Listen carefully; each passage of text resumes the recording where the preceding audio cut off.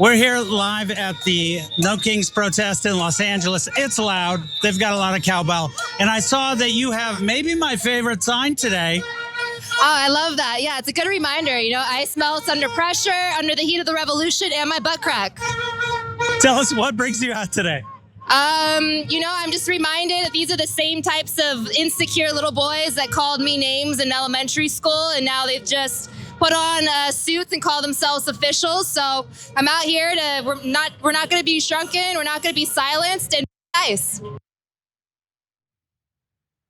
On Saturday, hundreds of thousands of people across the US took to the streets to protest Trump's power grabs and take the attention away from Trump's big, beautiful birthday parade. Before we get into the details about the nationwide protest, Cenk, what are your initial thoughts on the No Kings Day of Action? I kind of love it. I think that it's a good way to fight back. And as far as I can tell, it was all peaceful, beautiful protest, most American thing that you could do. We're asking you guys in a live chat poll, do you think the No Kings protest had an impact, right? And I think that the impact is a good question, and I think that's what we should discuss. But let's figure out what happened first, right? And then I'll tell you why I think that it was so positive. Okay, well, let's give you some context on this protest. The No Kings theme was orchestrated by the 50-51 movement, a national movement made up of everyday Americans who stand for democracy and against what they call the authoritarian actions of the Trump administration. The name 50-51 stands for 50 states, 50 protests, 1 movement. And according to their website, the Trump administration defied our courts, deported Americans, disappeared people off the streets, attacked our civil rights, and slashed our services. They've done this all while continuing to serve and enrich their billionaire allies. They described the protests as a nationwide day of defiance, while the No Kings protest follows days of civil unrest in Los Angeles due to federal immigration raids and especially Trump's deployment of the National Guard. That was not the sole focus. TYT spoke to Karen Rasmussen at the protest in downtown LA, who was protesting over a multitude of things. Take a look. Millions of people are going to die. When Rubio says that no children are dying on his watch, he is a liar. Children will die, women will die, refugees will die. People all over the world who depended on our aid are going to die. My name's Karen, and I'm here because I lost my job. I was working with the UN Migration Agency, IOM, and one of the first executive orders of Trump closed the US refugee admissions program after 2 decades of safely bringing refugees to the United States. It is just heartbreaking to think about how many people will suffer. People who had nothing to do with our government, nothing to do with our country, are going to suffer and die as a result of the decisions of not only Trump, but Musk and his so-called Department of Government Efficiency. Where's the waste? Where's the fraud? Where is it? So was the protest successful? If anything, it definitely made a statement. Over 2,000 protests, which were largely peaceful, were scheduled across all 50 states. And according to data analysts, it may have been the biggest day of demonstrations in US history. According to data analyst G. Elliott Morris, as of midnight on Sunday, June 15th, we have data from about 40% of No Kings Day events held yesterday, accounting for over 2.6 million attendees.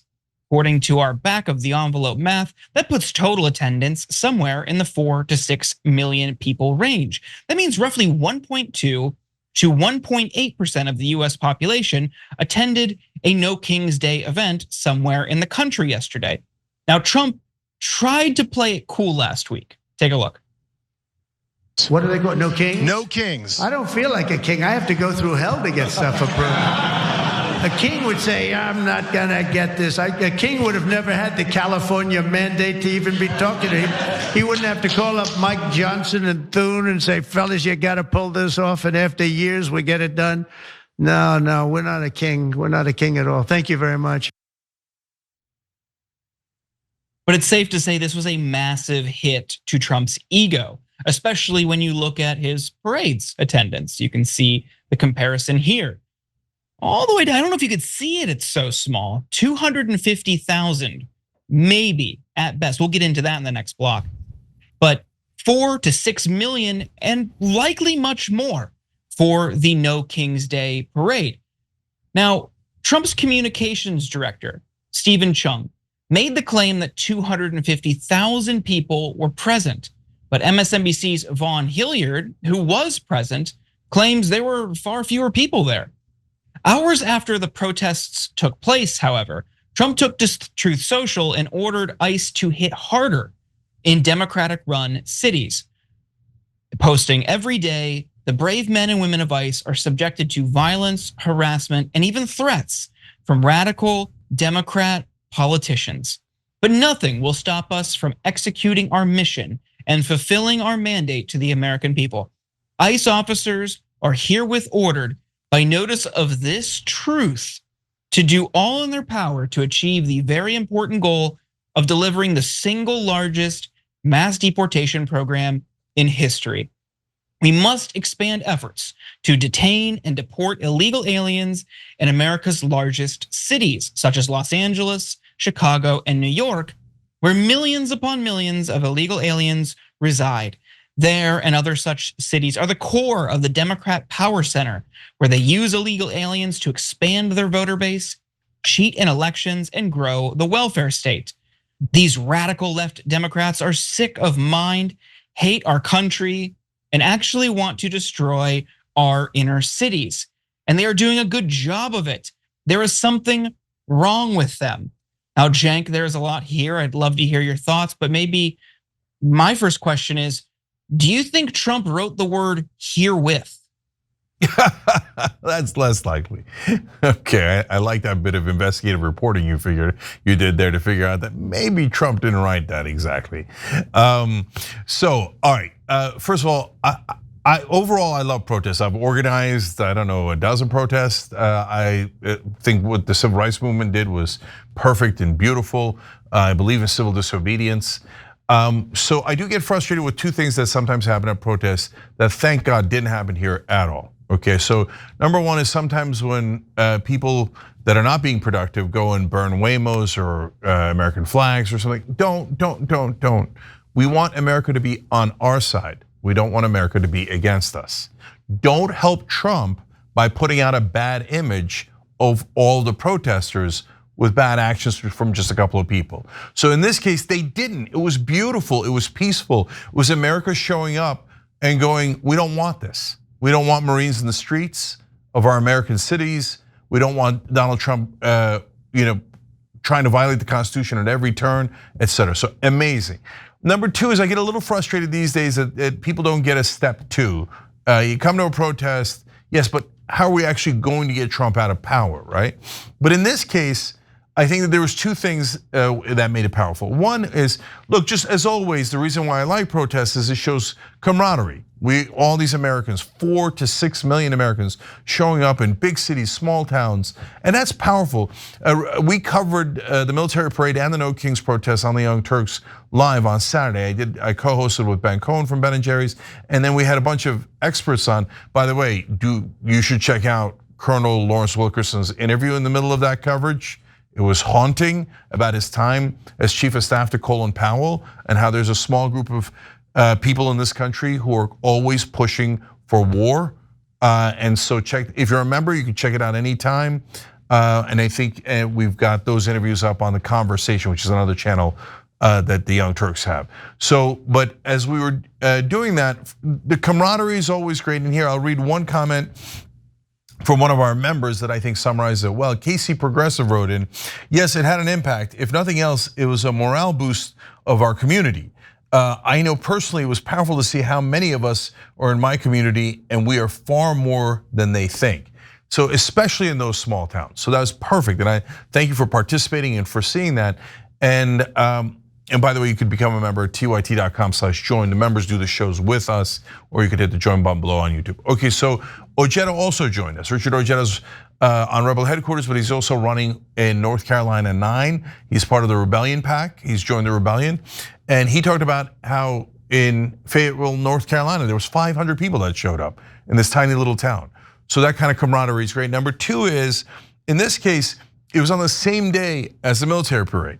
So as goofball Trump is playing with his toy soldiers and tanks and trying to show himself, oh, I'm the big guy. And by the way, Washington looked like it was occupied, and especially as a war was starting in the Middle East again, it looked terrible. We'll talk more about that later in the show.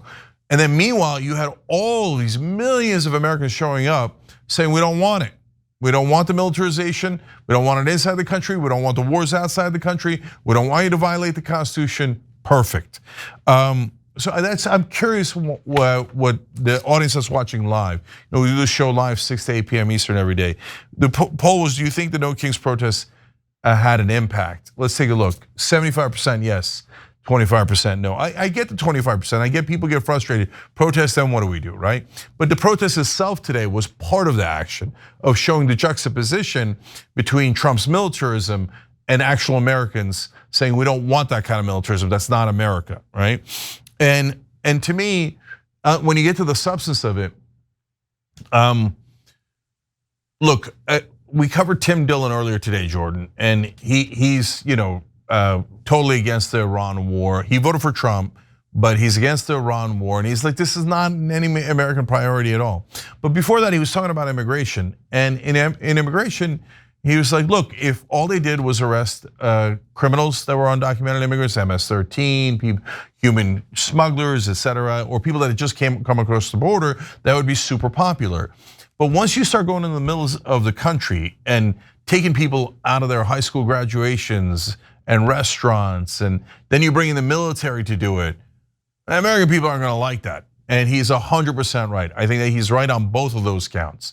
And so I know not only will the American people not like it, so if you ask me my opinion, I hate it. The Marines do not belong in American cities. They are for fighting foreign enemies. They are trained to kill foreign enemies. Having them arrest people as they did in LA and be involved in the streets here, what are we gonna have Marines in the streets everywhere? I mean, especially as Israel wants to drag us into another war. Oh, hey, conveniently, we now have military in the streets of the major cities, so if anyone objects to Trump or to Israel, easier to round them up. No, I hate all of it. I don't want it, we don't need it, it's nonsense. So I love that they did this protest. So I'm so glad you mentioned about the step 2. That's immediately where my mind went that day and through the rest of the weekend. So I'll give you kind of what I saw. So in LA, of course, we had this massive protest downtown, and like you're saying, it was peaceful. After the fact, there were people still hanging around, and there was this incredible moment on MSNBC where Jacob Sobroff is saying, yes, it has been 100% peaceful. Within 30 seconds, the Los Angeles Sheriff's Department started firing less lethals, a whole conversation around that for another day, into the crowd. And you saw from there, things were escalated. It was almost like perfect timing, and him reminding the viewers everything was peaceful to law enforcement escalating. And I really want to stress, this happens all the time. So when you see people reacting or throwing things, it's important to understand where so many of the times that's how things originate, especially here. On step 2, it's yes, what does it look like from there? I would hope that new connections were formed. I would hope that this empowers people and inspires people to participate, to get involved, and to remain involved going forward. And what does that look like? So I'm telling you, I was thinking about this all weekend. I have a video over on the Insurgents YouTube channel for my podcast where I laid out what I've seen in my own community, in my own neighborhood. People have established a rapid response network. So if ICE comes to our neighborhood, which seems inevitable at this point, there are people who are volunteering to show up. There are community events that happen weekly that they're volunteering to stand guard and protect the street vendors. And even on Sunday night, I'd say over 1,000 people gathered in Highland Park, waving their signs, beeping their horns, as traffic went by to remind people, hey, we're all in this together. And if you are undocumented and if you are in peril, you could be next. We've got your back. We're going to look out for you.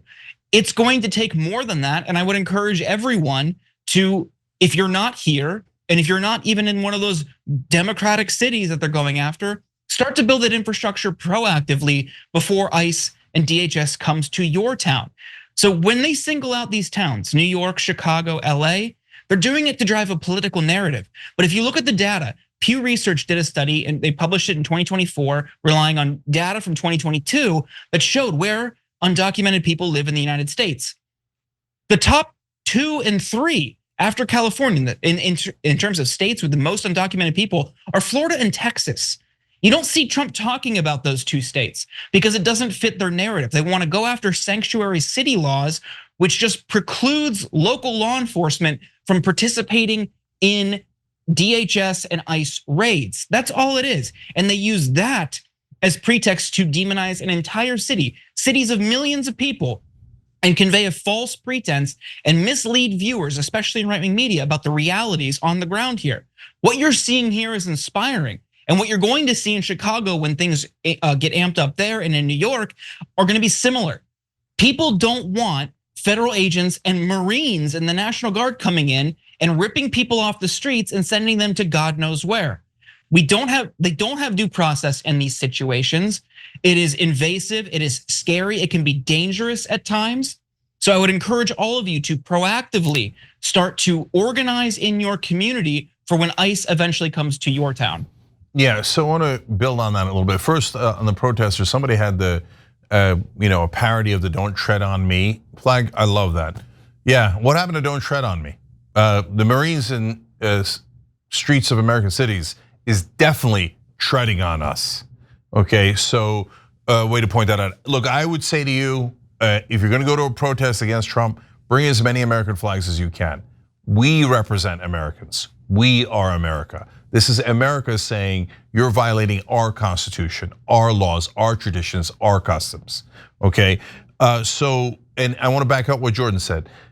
Over and over again, it's either the local police or when this first started in LA, ICE, that starts the hostilities. ICE started all of this on day 1 by throwing tear gas canisters, flashbang grenades into the crowd, hitting people, etc. And then people had a natural reaction to throw things back, right? So they're being purposely provocative to try to find an excuse to basically attack these cities, even though, as Jordan pointed out, a lot of the undocumented immigrants are actually in red states. So when you do that, that means you're not trying to solve that problem. You're trying to create a new political problem that you solve by bringing in troops to these cities and trying to occupy American cities. And then finally, I heard from a friend of mine, lives in a community that ICE raided, and everybody gets word of it. They start panicking, and they start hiding, nannies, cleaning ladies, etc., in their basements. Here's what Americans don't want to do: hide people in their basements as the federal authority Gestapo looks for them in the middle of the country. They don't want that. Here's another thing Americans don't want: Marines and US military in the streets of America. Here's a third thing Americans don't want: this war in Iran, okay? So here's my prediction. Trump's poll numbers are going to drop, and they are going to drop precipitously. Not a little bit, but a lot. Because as you see all these things happening over the course of about a week, I think Americans are beginning to get a very unsettled feeling in the pit of their stomach. There's something wrong here. Way too much military parade, military attacking their own citizens in the streets, and now war in the Middle East. Nah, this was exactly what we didn't vote for. The left didn't want it. By the way, the right didn't want a lot of this originally. I mean, I know they love attacking immigrants. No question that a big portion of the right loves that, right? But they didn't vote for the war, that's clear. And hey, MAGA, if you voted for Marines in the streets, don't ever warn us about tyrannical government again. Because what would tyrannical government do first to control the population? they would put the military in the streets. Literally every banana republic that has a dictator, that's step one. So here we are right in the beginning of the Trump administration, and he immediately goes to step one. No, this is unsettling, and he will pay a heavy political price for this. If you enjoyed this video, that's because of our members. They make us independent, they make us strong, and they make us honest. Become a member today by hitting the join button below.